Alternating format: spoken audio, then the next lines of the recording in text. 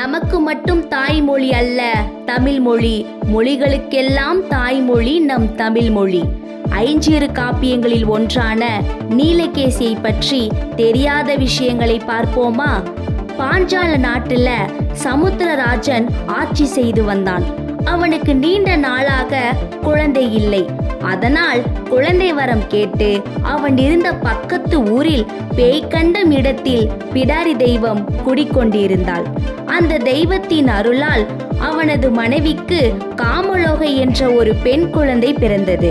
அதன் வேண்டுதலை நிறைவேற்ற ஆடுபலி கொடுக்க பிடாரி தெய்வத்திடம் ஊர் மக்களுடன் செல்கிறான். அங்கு முனிச்சித்தர் ஒருவர் தவம் செய்து கொண்டிருந்தார்.